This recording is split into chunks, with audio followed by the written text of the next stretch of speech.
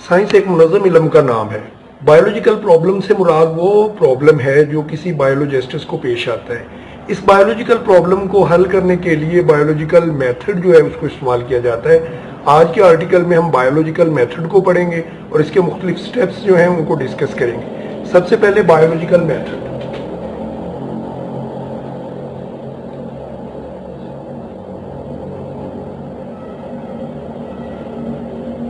Biological method is used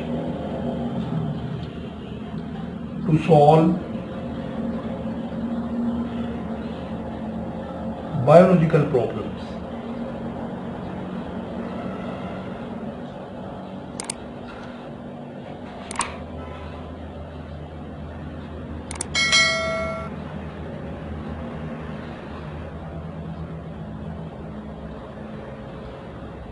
Biological method is start from the observation.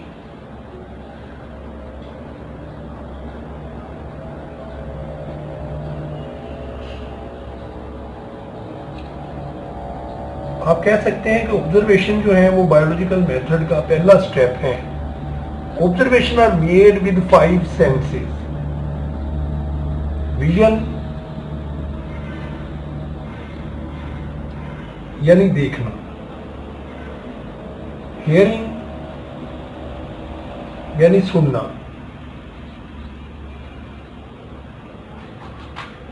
Smell सूंघना, taste और touch यानी चखना और छूना।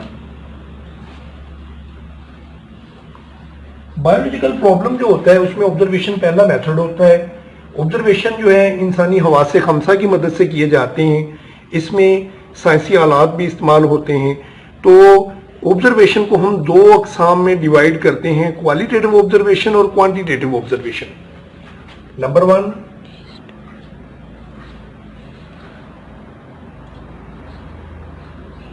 Qualitative,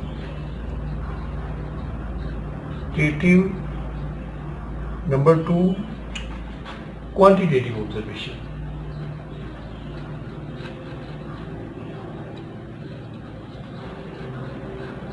Qualitative observation based on the quality of an object.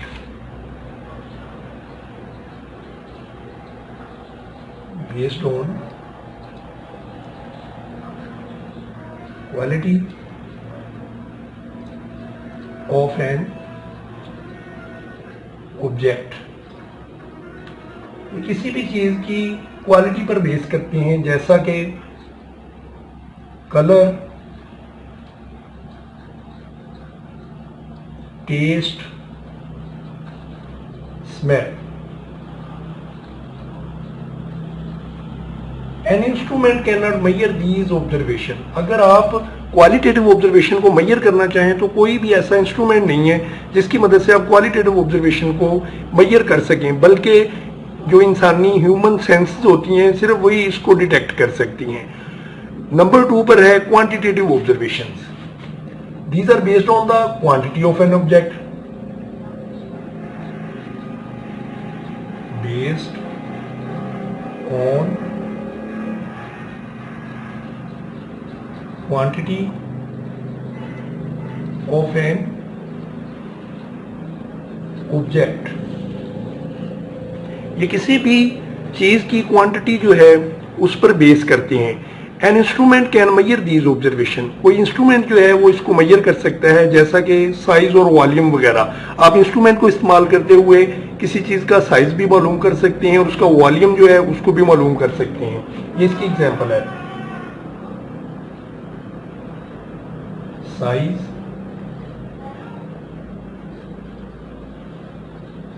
Volume वगैरह। तो ये 2 तरह के ऑब्जर्वेशन होते हैं। इसके बाद अगला स्टेप जो बायोलॉजिकल मेथड का है उसमें मफरूजा यानी हाइपोथेसिस आता है।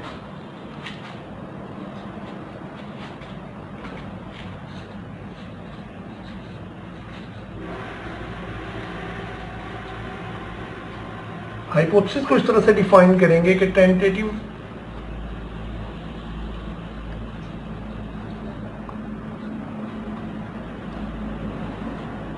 explanation of observation.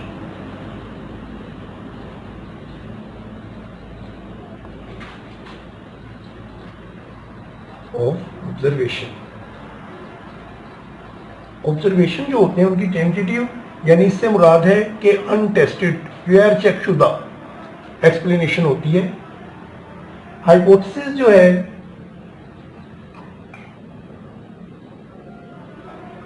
ये अनटेस्टेड स्टेटमेंट होती है। हाइपोथेसिस की बहुत ही इंपॉर्टेंस है बायोलॉजिकल मेथड में।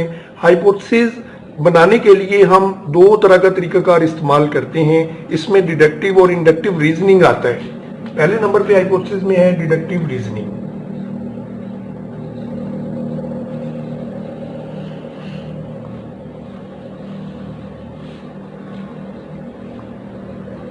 It moves from general to specific.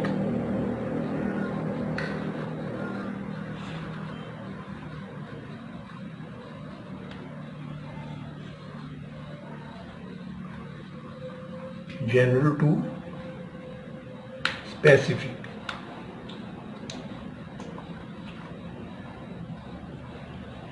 ये आम से खास की जानब होता है। इसमें इफ और देन का लफ्ज इस्तेमाल किया जाता है। इफ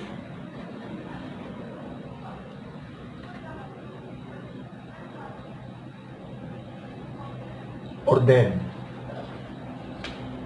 इफ और देन से मुराद है अगर और तब। अगर इस तरह से होगा तो तब इस तरह से होगा। मिसाल के तौर पे फॉर एग्जांपल स्टेटमेंट 1 लेते हैं हम।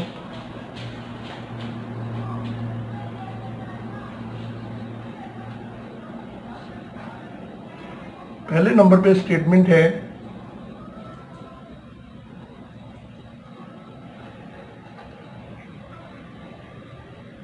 इफ वी एक्सेप्ट दैट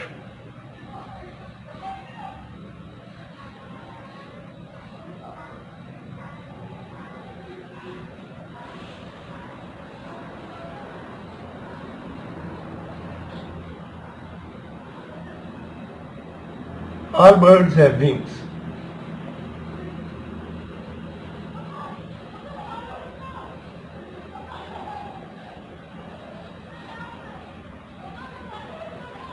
कि तमाम परिंदों के पर होते हैं। और स्टेटमेंट नंबर 2 है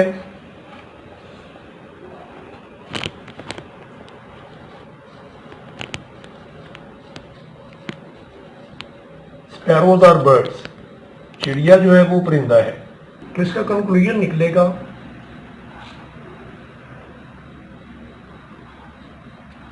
sparrows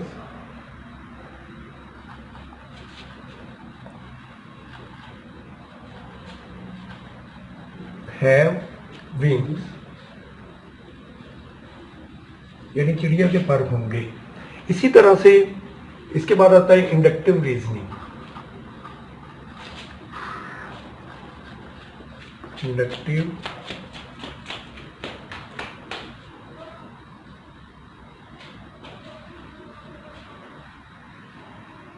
it moves from specific to general.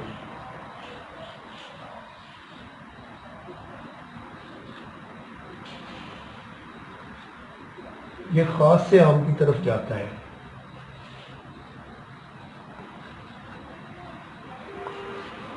Specific to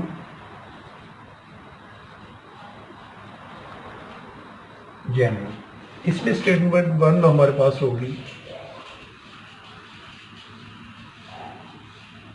if we accept that sparrows are birds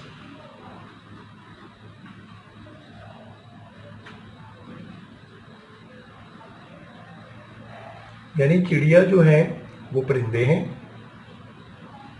and have wings.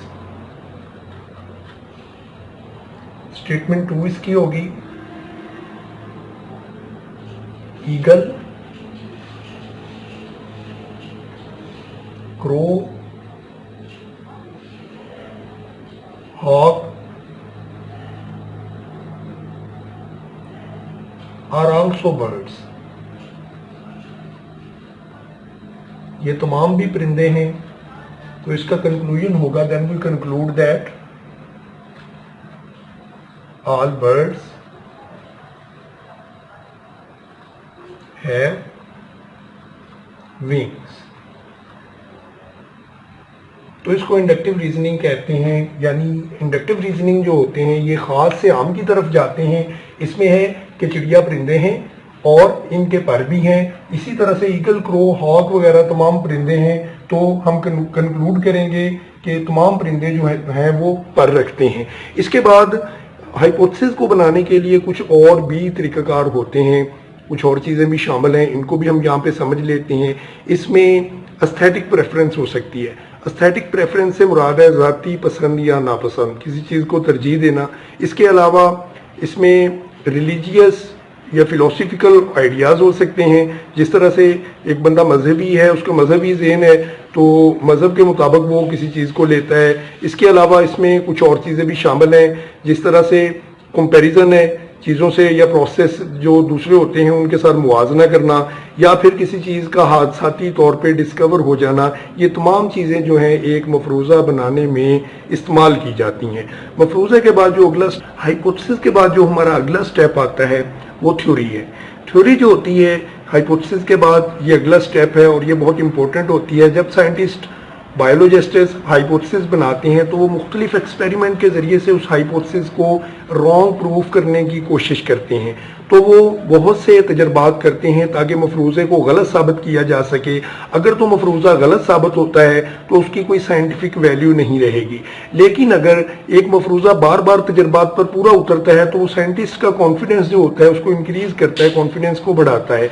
एक ऐसा मफरूज़ा जो कभी गलत साबित ना हो और हर बात तजर्बात के ज़रिए से परखा जाए और सही साबित हो, थ्योरी का नाम दिया जाता है। थ्योरी जो है वो बायोलॉजिकल मेथड में एक बहुत ही इंपॉर्टेंस की हामिल चीज़ है। तो ऐसी थ्योरी जिससे नई थ्योरीज बनाई जा सकें उसको प्रोडक्टिव थ्योरी का नाम दिया जाता है। प्रोडक्टिव थ्योरी जो होती है इससे मजीद पेशगोइयाँ की जा सकती हैं। थ्योरी के बाद जो बायोलॉजिकल मेथड में लास्ट स्टेप है उसको लॉ कहा जाता है। लॉ क्या चीज़ होती है? थ्योरीज को जैसा कि हम बयान कर चुके हैं कि थ्योरी क्या चीज़ है? Hypothesis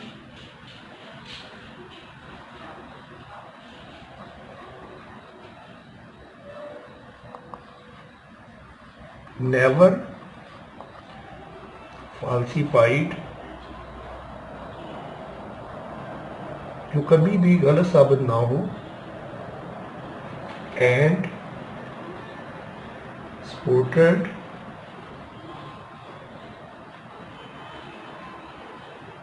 by same results।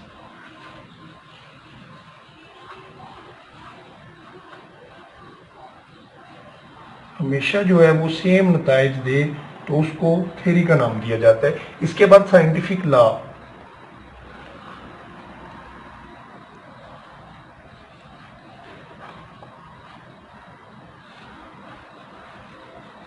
Scientific law हमेशा कांस्टेंट और यूनिफॉर्म होते हैं।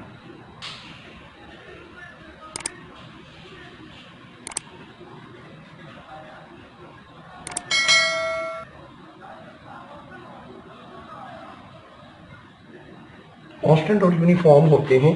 जब एक प्रोडक्टिव थ्योरी बनती है तो उसको बार बार तजर्बात के जरिए से चेक किया जाता है। अगर एक थ्योरी कभी भी रिजेक्ट ना हो और हर मर्तबा परखे जाने पर ठीक साबित हो, सही साबित हो, तो वो एक साइंटिफिक लॉ बन जाती है। साइंटिफिक लॉ बायोलॉजी में यूनिफॉर्म और कांस्टेंट होते हैं। ये कभी भी तब्दील नहीं होते और ये ऐसे हकायक होते हैं जो कभी भी इनको गलत साबित नहीं किया जा सकता। हार्डी विनब्रिज लॉ और मेंडल्स के लॉ जो हैं वो इसकी एग्जाम्पल है लॉ की।